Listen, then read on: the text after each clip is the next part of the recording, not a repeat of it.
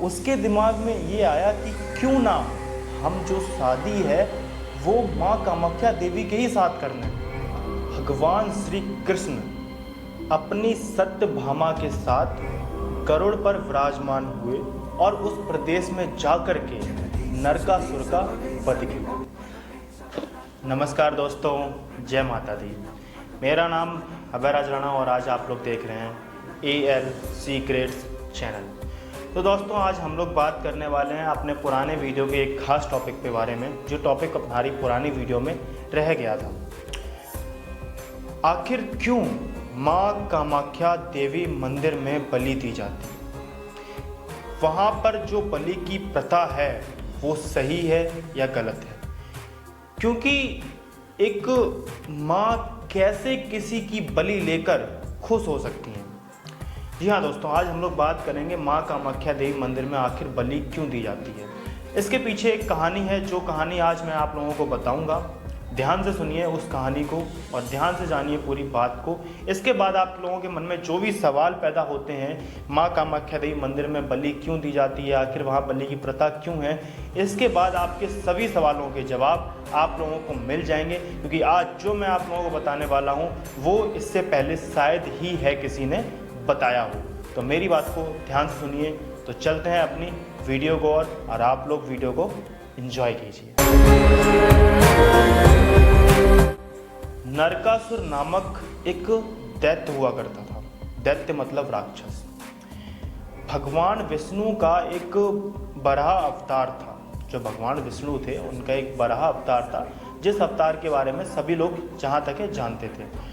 तो भगवान विष्णु का जो बराह अवतार था, उनका जो विवाह हुआ था वो देवी भूमि के साथ हुआ था। जी हाँ दोस्तों, जो बराह अवतार था उनका जो विवाह था वो भूमि देवी के साथ हुआ था। तो जो नरकासुर था वो भगवान विष्णु के बराह अवतार और देवी भूमि के पुत्र थे। जी हाँ दोस्तों, ये बात बहुत कम लोगों को पता है, लेकिन मैं आप लोगों को बता देता हूँ। ठीक है, जो नरकासुर था वो भगवान विष्णु के बराह अवतार और देवी भूमि का पुत्र था। इनका जो पालन पोषण था, नरकासुर का जो पालन पोषण था वो राजा जनक ने किया था।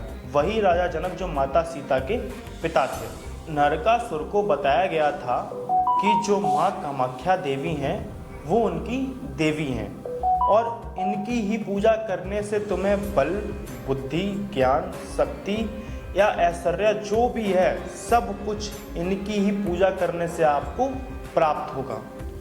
तो जो नरकासुर था वो बचपन से ही, छोटे से ही, जब वो छोटा था ना तब से ही माँ कामाख्या देवी की पूजा करता था, उनकी भक्ति करता था, हमेशा उनकी भक्ति और पूजन में खोया हुआ रहता था। अब धीरे धीरे धीरे धीरे नरकासुर जो था वो बड़ा हो गया। जब नरकासुर बड़ा हो गया तो उसके मन में एक इच्छा आई, क्यों ना हमें विवाह कर लेना चाहिए, शादी कर लेनी चाहिए। लेकिन एक सवाल ये बनता है कि नरकासुर के दिमाग में ये सवाल आया कि विवाह तो करना ठीक है, परंतु किसके साथ? आखिर विवाह करें किसके साथ? मतलब जो शादी है वो करें किसके साथ? तो नरकासुर के दिमाग में एक बहुत अजीब चीज़ आई। सुनना ध्यान से, बहुत अजीब चीज़ उसके दिमाग में ये आया कि क्यों ना हम जो शादी है वो माँ कामाख्या देवी के ही साथ कर लें। मतलब एक बहुत ही अजीब चीज़, क्यों ना शादी ही हम माँ के साथ कर लें। तो उसके मन में ये सवाल आया, आखिर नरकासुर था उसके दिमाग में ये सवाल आया, एक दैत्य था। तो वो अपने इस मन को लेकर के माँ कामाख्या देवी के पास गया और उनसे उसने कहा कि माँ, मैं आपसे शादी करना चाहता हूँ। अब माँ कामाख्या देवी जो थी उन्होंने उसकी शर्त को मान लिया। उन्होंने कहा ठीक है, मैं तुमसे शादी कर लूँगी, परंतु मेरी एक शर्त है। उसने पूछा क्या शर्त है? तो देवी माँ ने नरकासुर से कहा, यदि तुम एक रात्रि में, मतलब एक रात में, मैं आपको एक चीज़ और बता दूं, जब आप माँ कामाख्या देवी मंदिर में दर्शन करने के लिए जाएंगे तो वहाँ पर आपको एक पार्टिकुलर जगह मिलेगी, एक स्थान दिखेगा, जिस स्थान पर माता देवी, जो माता रानी थी माँ कामाख्या देवी, उन्होंने नरकासुर से कहा था कि तुम इस स्थान से लेकर, नीचे से लेकर ऊपर शिखर तक, मतलब ऊपर उस चोटी तक, यदि रात भर में सीढ़ियाँ बनवा देते हो तो ही मैं तुमसे विवाह करूँगी। नरकासुर ने कहा ठीक है, ये तो मेरे बाएं हाथ का खेल है और मैं ये काम कर दूंगा। ठीक है, नरकासुर वहाँ से चला गया। अब जो माँ कामाख्या देवी थी वो गई एक मुर्गे के पास। उन्होंने एक मुर्गे को बुलाया और उससे कहा कि जो तुम्हें आज रात में पता क्या करना है, जब अर्धरात्रि होगी मतलब आधी रात्रि, तुम्हें आज रात अर्धरात्रि को ही बाग लगा देना है। बाग लगाने का मतलब सभी लोग समझते होंगे, है ना। तो उस मुर्गे से माँ कामाख्या देवी ने कहा कि तुम अर्धरात्रि को ही बाग लगा दोगे। मुर्गा बोला ठीक है। वहाँ पे बात उनकी डन हो गई। माँ कामाख्या देवी ने ऐसा इसलिए किया क्योंकि उन्हें पता था कि जो नरकासुर है इसके लिए रात भर में सीढ़ियाँ बनवाना बाएं हाथ का खेल है। ये आसानी से बनवा लेगा क्योंकि इसके पास बहुत से वरदान है, बहुत सी शक्तियाँ, सब कुछ है इसके पास। माँ कामाख्या देवी वहाँ से चलेंगी। अब जो कर्मचारी थे वो रात में आए और सीढ़ियाँ बनाना उन्होंने शुरू कर दी। रात हो चुकी थी। जैसे ही अर्धरात्रि हुई मतलब आधी रात हुई, वैसे ही जो मुर्गा था उसने बाग लगा दी। उसने जैसे ही बाग लगाई वैसे ही लोगों को, जो कर्मचारी थे, उन्हें ये पता चला कि सुबह हो गई और उन्होंने काम करना बंद कर दिया। अब जैसे ही ये बात नरकासुर के कानों तक पहुंची, नरकासुर गुस्से में तिलमिला उठा और बहुत गुस्से में, एक भयंकर क्रोध में वहां पर आया और उसने आते ही उस मुर्गे को जान से मार दिया। जैसे ही वो वहां पर आया और उसने उस मुर्गे को जान से मार दिया। अब इसके बाद जो माँ कामाख्या देवी थी, उस नरकासुर ने माँ को वहीं पर कैद कर लिया। जी हाँ दोस्तों, जो नरकासुर था उसने उसी स्थान पर माँ कामाख्या देवी को कैद कर लिया। कैद करने के बाद जब वहाँ पर एक दिन ऋषि वशिष्ठ आए, जी हाँ दोस्तों, एक ऋषि हैं ऋषि वशिष्ठ, वो वहाँ पर उस स्थान पर पहुँचे क्योंकि उन्हें माँ कामाख्या देवी की पूजा करनी थी। वो वहाँ पर पहुँचे। जो वहाँ के द्वारपाल थे मंदिर के, जो भी मतलब बाहर खड़े हुए थे लोग, उनसे ऋषि वशिष्ठ ने कहा कि हमें अंदर जाने दीजिए, हमें माँ कामाख्या देवी की पूजा करनी है, उनकी जो पूजा विधि है वो करनी है जाके। लेकिन बाहर जो द्वारपाल खड़े थे उन लोगों ने कहा कि आप अंदर नहीं जा सकते हैं क्योंकि इस समय जो माँ कामाख्या देवी हैं वो कैद हैं और उनसे मिलने की किसी को भी इजाज़त नहीं है, अनुमति नहीं है। ऋषि वशिष्ठ ने उनसे पूछा आखिर ऐसा क्यों, वो हमारी माँ हैं और हम उनकी पूजा क्यों नहीं कर सकते हैं। तो जो द्वारपाल थे, जो द्वारे पे लोग खड़े थे, उन्होंने कहा कि वो सब मुझे नहीं पता है, बस आप उनकी पूजा नहीं कर सकते और इस समय माता से मिलने की अनुमति किसी को भी नहीं है। ऋषि वशिष्ठ इस बात पे बहुत गुस्सा हो गए, क्रोधित हो गए और उन्होंने जो नरकासुर था उसे श्राप दे दिया कि जो माँ कामाख्या देवी हैं वो इस स्थान पर आज के बाद कभी नहीं आएंगी और इस स्थान से चली जाएंगी।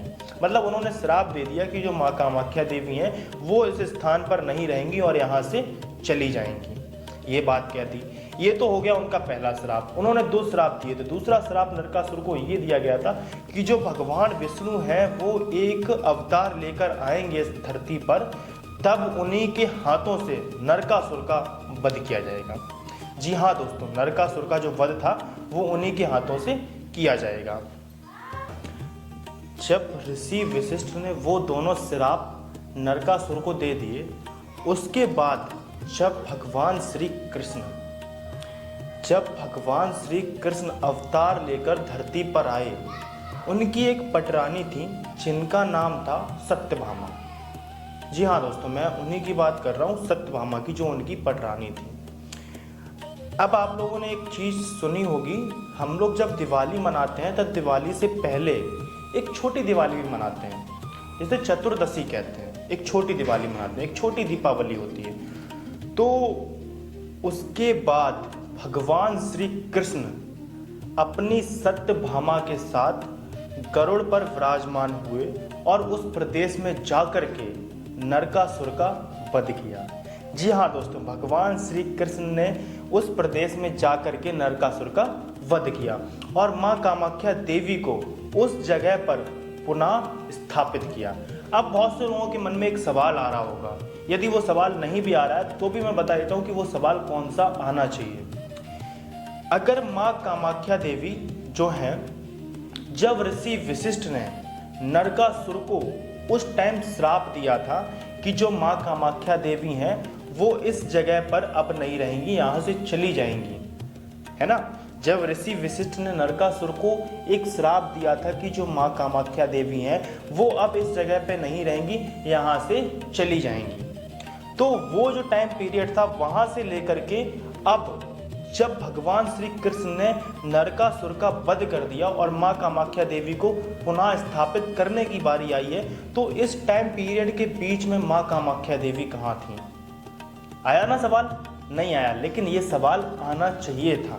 इस टाइम पीरियड के बीच में माँ कामाख्या देवी कहाँ थी? तो मैं आप लोगों को बता दूं, जब आप माँ कामाख्या देवी के दर्शन करने के लिए वहाँ पर जाएंगे, माँ कामाख्या देवी मंदिर पर, तो वहाँ पर आपको ऐसी बहुत सी रहस्यमयी गुफाएं मिलेंगी जो गुप्त गुफाएं हैं। उन्हीं किसी गुफाओं में लोगों का कहना है, मैंने सुना है और कहीं से जानकारी मुझे मिली है कि जो माँ कामाख्या देवी थी वो उन्हीं किसी गुफा में रही थी, ठीक है। और उसके बाद दूसरी बात एक और थी भाई, जब ऋषि वशिष्ठ ने नरकासुर को एक श्राप दे दिया था कि माँ कामाख्या देवी अब यहाँ नहीं रहेंगी, यहाँ से चली जाएंगी, तो भगवान श्री कृष्ण उन्हें वहाँ पर पुनः स्थापित कैसे कर सकते हैं? भाई ये भी तो एक सवाल है ना, उन्हें वो वहाँ पर पुनः स्थापित कैसे कर सकते हैं?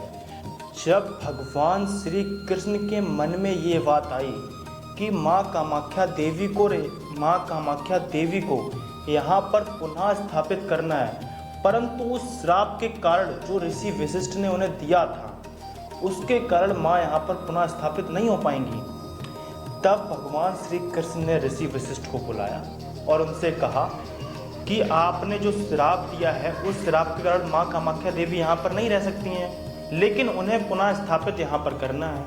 आप अपना श्राप वापस ले लीजिए तो माँ कामाख्या देवी को यहाँ पर हम पुनः स्थापित कर देंगे।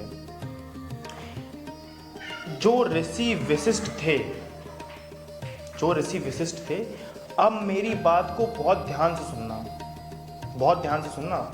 ऋषि वशिष्ठ ने वहाँ पर ये कहा कि हम अपने इस श्राप को वापस तो नहीं ले सकते हैं, लेकिन मेरी बात को बहुत ध्यान से सुनना। जो लोग तर्क वितर्क करते हैं ना, बातों को ठीक तरीके से समझते नहीं हैं, सोचते नहीं हैं और सीधा बोल देते हैं। भाई बहुत से लोगों के मन में ये सवाल हमेशा रहता है कि वहाँ पर माँ कामाख्या देवी मंदिर में बलि क्यों दी जाएगी, वहाँ पशु की बलि क्यों दी जाती है? भाई एक बलि को लेकर माँ कैसे खुश हो सकती हैं? ये जवाब उन्हीं लोगों के लिए है, उन्हीं के सवाल को ख़त्म करने के लिए है ये जवाब। ये मुख्य चीज़ है जो मैं अभी बोलने जा रहा हूँ, मेन कारण यही था। इसे ध्यान से सुनना, बहुत ध्यान से, मैं बार बार कह रहा हूँ, इसे बहुत ध्यान से सुनना। ऋषि वशिष्ठ ने भगवान श्री कृष्ण से ये कहा, मैं अपने श्राप को वापस तो नहीं ले सकता हूँ, परंतु जब यहाँ पर माँ कामाख्या देवी वाम तंत्र से पूजी जाएंगी और जब तक माँ को यहाँ पर बलि चढ़ाई जाएगी और उसी का प्रसाद ग्रहण कराया जाएगा माँ, तब तक माँ यहाँ पर रहेंगी। इसका मतलब समझे? मैं समझाता हूँ। उनके कहने के मुताबिक वो अपना श्राप वापस नहीं ले सकते थे, वहाँ पर सात्विक पूजा नहीं हो सकती थी, लेकिन बिना सात्विक पूजा के माता को बलि चढ़ा सकते हैं और वाम तंत्र से उन्हें पूज भी सकते हैं। भाई वाम तंत्र से उन्हें पूज भी लेंगे, ठीक है, और बलि को चढ़ा देंगे, तब तक माँ वहाँ पर रहेंगी, परंतु उनके श्राप के कारण वहाँ पर सात्विक पूजा नहीं हो सकती थी। तो यही वो मुख्य कारण है जो वहाँ पर माँ कामाख्या देवी मंदिर में बकरे की बलि दी जाती है। जी हाँ दोस्तों, यही वो मुख्य कारण था, यही वो मेन वजह थी। जो मेन वजह थी वो यही थी, इसी कारण की वजह से माँ कामाख्या देवी मंदिर में बलि चढ़ाई जाती है और माता को उसका प्रसाद जो है वो ग्रहण कराया जाता है, उसका भोग एक प्रकार से कह सकते हैं लगाया जाता है। ये सारी वजह थी जो भी मैंने आपको अभी एक कहानी सुनाई, माँ कामाख्या देवी मंदिर में आखिर बलि क्यों चढ़ाई जाती है। जितनी भी सारी जो भी पूरी स्टोरी थी वो मैंने आपको बहुत सही तरीके से और सरल तरीके से मैंने आपको सुनाई। और हाँ, अगर आप लोगों के मन में कोई भी सवाल या डाउट या क्वेश्चन आता है तो आप मुझे कमेंट करके पूछ सकते हैं, मैं उसका रिप्लाई जरूर करूँगा। तब तक के लिए जय माता दी, जय श्री कृष्णा, हर हर महादेव।